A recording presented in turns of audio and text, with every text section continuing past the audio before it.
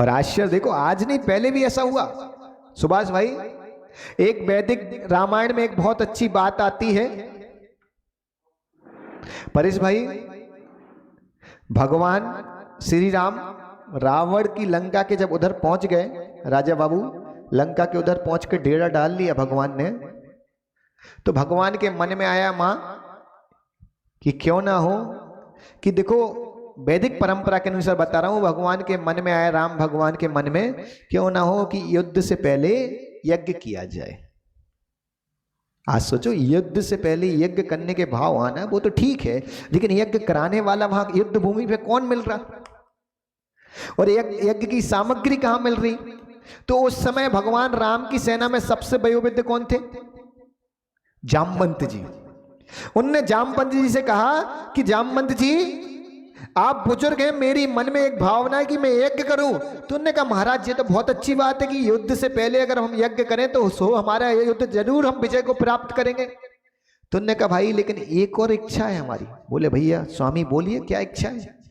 बोले देखो मैं जन्म से वैष्णव हूं और भक्त सेव्य का हूं, तो मेरी इच्छा है कि मुझे जो ब्राह्मण जो मेरा आचार्य बने जो यज्ञ कराए वो भी जन्म से वैष्णव होना चाहिए और भक्त सेव्य का होना चाहिए।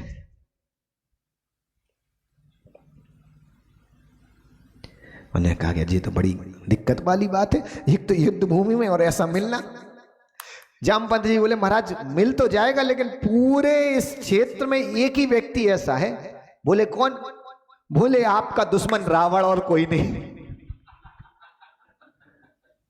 तो राम जी तो सरल थे, मर्यादा के पुरुषोत्तम थे, मर्यादा पुरुषोत्तम ऐसे ही थोड़ी कहा जाता उनको। उन्होंने कहा ठीक है कोई बात नहीं, उनसे ही करा लेंगे। तो बोले उनको लेने कौन जाएगा? तो जामवंत जी बोले महाराज ये किसी और को ना भेजो, हम ही को भेजो, क्योंकि उसके दादा कुलस मुनि जो उसके दादा हैं वो मेरे मित्र हैं और वह मुझे भी अपने दादा तुल्य समझता है। और याद रखना रावण हरकत जरूर उसकी एक खराब थी, लेकिन याद रखना रावण में एक ही हरकत खराब थी, लेकिन विश्वास रखना ज्ञानी बहुत था।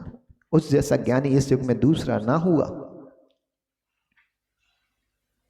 रावण के पास जब पता चला कि जामवंत जी आ रहे तो रावण ने पूरे नगर के दरवाजे खुलवा दिए और एक ही कहा कि उनके स्वागत में कोई कमी नहीं होनी चाहिए, क्योंकि वो मेरे दादा के मित्र हैं, इसलिए वो भी मेरे दादा तुल्य हैं। और रावण के महल में जब जामवंत जी आए किसी सैनिक ने रोका नहीं, सब सम्मान पूर्वक लाए। और रावण अपने सिंहासन से उठ के पहले जामवंत जी के चरणों में नमस्कार करता है और एक ही विनती करता है कि आपको आने की आवश्यकता क्या पड़ गई, आप आदेश करते तो ये बालक आपके चरणों में अपना मस्तक रख देता। इतना ज्ञानी था रावण। घटना देखो परेश भाई क्या मजेदार घटना है। तो जामवंत जी बोलते कि मुझे एक काम आ गया। तो रावण बोलता आप आदेश करें, आपको काम, आप तो आदेश करने के अधिकारी हैं, आपको काम कराने का अधिकार नहीं, आप तो केवल आदेश करें। कौन सी वस्तु चाहिए आपको, क्या सामग्री चाहिए, क्या व्यवस्था चाहिए, हम आपकी सेवा में तत्पर रहेंगे। लेकिन जामवंत जी कौन थे? दुश्मन के यहां से आए थे। याद रखो राम रावण के लिए दुश्मन थे, दुश्मन के यहां से आए और तो भी जामवंत जी से क्या कहते हैं आप आदेश तो करें। वो बोलता है कि हम जिनकी सेना में हैं ऐसे राम जो अयोध्या के युवराज हैं वो लंकापति दशानंद से युद्ध करना चाह रहे हैं। किसके सामने बोल रहे हैं? लंकापति दशानंद के सामने बोल रहे हैं कि लंकापति दशानंद से युद्ध करना चाह रहे हैं और युद्ध में विजय प्राप्त हो इसलिए वो यज्ञ करना चाह रहे हैं। तो रावण बोलता है दादा आदेश करें, मेरे योग्य क्या कार्य है। तो जामवंत जी बोलते हैं कि देखो वो वैष्णव हैं और उनको सेव्य भक्त चाहिए जो यज्ञ करा सके और जो जन्म से वैष्णव हो। तो इधर पूरे में रावण तुम्हारे अलावा कोई ऐसा नहीं है, तुम जन्म से वैष्णव हो और भक्त सेव्य के हो, इसलिए मेरी इच्छा है कि तुम यज्ञ कराने चलो। तो बोलता है दादा जो आपकी आज्ञा, मैं आपके यजमान का आचार्य पद स्वीकार करता हूं। तो जामवंत जी बोलते हैं ये अच्छी बहुत मजेदार बात है। जामवंत जी बोलते सुभाष भैया कि बताओ क्या क्या सामग्री चाहिए यज्ञ के लिए। तो रावण पता क्या बोलता है कि मैंने आचार्य पद स्वीकार किया और मुझे मालूम है कि मेरा यजमान जंगलों में भटकता हुआ यहाँ पहुंचा है, तो उसके पास व्यवस्था नहीं होगी, और जब यजमान के पास व्यवस्था नहीं हो तो आचार्य का कर्तव्य होता है कि यज्ञ सामग्री की, यज्ञ की पूरी व्यवस्था आचार्य करके लाए। आप तो प्रातः तैयार रहना, हम यज्ञ की पूरी व्यवस्था लेके आएंगे। और जामवंत जी को प्रणाम किया, और जामवंत जी राम के पास गए तो राम ने जब सुना तो राम को आश्चर्य हुआ कि मेरा दुश्मन जो है, जो मेरा शत्रु है, वह इतना ज्ञानी और इतना विवेकी है। आप आश्चर्य देखें, मेरा शत्रु इतना विवेकी और इतना ज्ञानवान है कि उसको पता है उससे ही युद्ध करना है, लेकिन फिर भी विजय यज्ञ कराने के लिए वो तैयार है। और यहां तो जामवंत जी चले गए, सतीश भाई, जामवंत जी जब चले गए तो रावण ने इंद्रजीत को बुलाया और कहा कि तुम वन में जाओ और वहां जाके सीता बैठी होगी, उससे बोलना कि सुबह प्रातः रथ आएगा, रथ में बैठ जाए, क्योंकि उसके पति को यज्ञ कराना है और यो यज्ञ मैं करा रहा हूं स्वयं। और यज्ञ में जब तक दंपत्ति नहीं बैठे, जब तक यज्ञ पूर्ण नहीं होता, इसलिए उनकी दंपत्ति आप हैं, इसलिए आप रथ में बैठे। और एक और बात बोल दे कि विनय पूर्वक बैठे, और जैसे ही यज्ञ खत्म हो वापस रथ में बैठ के विनय पूर्वक वापस भी आना है। सीता के पास जब इंद्रजीत गया, पूरी घटना सुनाता तो सीता आश्चर्य करी, कैसा पागल है, मुझे लेके आया और मुझे उनसे मिलाने ले जा रहा है, कैसा पागल मूर्ख व्यक्ति है।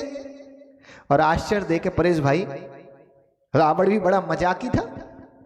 सुबह सुबह जब वहां पहुंचा और यज्ञ की सामग्री रख दी और यज्ञ चालू होने वाला था, बोलता है यजमान आपकी धर्म पत्नी कहां है? तो राम जी थोड़े से उदास हुए। जामवंत जी उतने में बोले कि आचार्य, अब वो आचार्य था, अभी उनका पोता नहीं था, आचार्य था, यज्ञ कराने आया था। उनने कहा आचार्य इनकी धर्म पत्नी का हरण हो गया है, उनको ही बचाने के लिए युद्ध करना है, और उसी युद्ध के लिए हम लोग विजय यज्ञ करा रहे हैं। तो जामवंत जी से बोलता है दादा आपको पता नहीं है कि मैंने बोला था यजमान की जितनी सामग्री कम है वो सारी व्यवस्था करने का धर्म आचार्य का होता है। रावण इशारा करता है, और रावण जैसे इशारा करता है सैनिक वहां से मां सीता को लाते हैं, दोनों युद्ध की विजय प्राप्त करने के लिए यज्ञ करते हैं। और आप देखना आचार्य पद पे था, राम से बड़ा था क्योंकि यज्ञ करा रहा था, आचार्य पद पे था। तो रावण राम को आशीष भी देता है कि तुम्हारी विजय हो। पहले युद्ध भी होते तो इतने शांति से होते थे, तुम्हारी विजय हो। और याद रखना विजय ऐसी विजय हो। तो जब मां सीता जाने लगी तो राम जी रावण से बोलते हैं कि आदेश करें, आपकी गुरु दक्षिणा में क्या भेंट करूं मैं, आपकी गुरु दक्षिणा में क्या भेंट करूं मैं।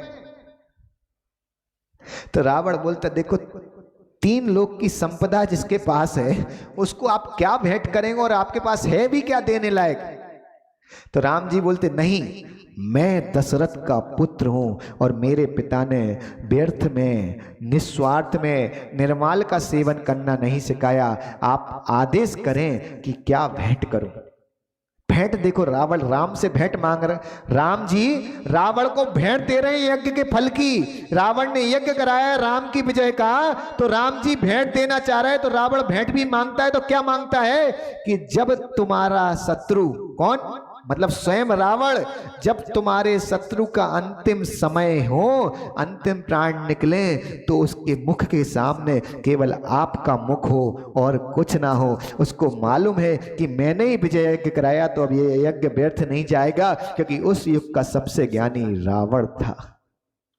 अब बताओ पीयूष भाई, दुश्मन भी बनाओ उमेश भाई तो ऐसे बनाओ रावण जैसे कि बुरे वक्त पे काम आ जाए। दुश्मन ऐसे ना बनाओ कि पता चला बुरा वक्त ना आए तो वो बुरा वक्त लाके खड़ा कर दे। क्या सोच रहे? याद रखना, दुश्मन हो तो रावण जैसा कि बुरा वक्त आ जाए तो बुरे वक्त पे राम की स्वयं मदद करने खड़े हो गए। दुश्मन है लेकिन इंसानियत खत्म नहीं हुई। जैसे बहुत सारे संत आजकल बोलते ना जैन समाज स्वार्थी है, याद रखना जैन समाज स्वार्थी नहीं, जैन समाज सेवार्थी है। जैन समाज जैसी सेवा पूरे विश्व में कोई नहीं कर सकता। जितनी दया, जितनी करुणा और जितना दान अपने मंदिरों के लिए नहीं, केवल अपने मंदिर के लिए नहीं, विश्व में कहीं भी जरूरत पड़े वहां जैन समाज देती है। अयोध्या में राम मंदिर बन रहा है, वहां तक जैन समाज ने दिया है। और याद रखना अजमेर में मस्जिद है ना, जब आज से 700 वर्ष पहले जब मस्जिद के ऊपर विपदा आई थी ना अजमेर की, तब भी जैन समाज ने ही सहयोग किया था। लोग इतिहास बताएं या ना बताएं, सिख गुरुओं के बच्चों के ऊपर जब विपदा आई थी, जब जैन समाज ने सहयोग किया था। बौद्धों के लिए जब भोजन की आवश्यकता पड़ी थी, जब जैन समाज ने सहयोग किया था। जैनी स्वार्थी नहीं होता है, जैनी सेवार्थी होता है। ये पूरे विश्व को बताने की जरूरत है। हमारे चैनल मधुरवाणी को लाइक, कमेंट और सब्सक्राइब करना ना भूलें। Thanks for watching.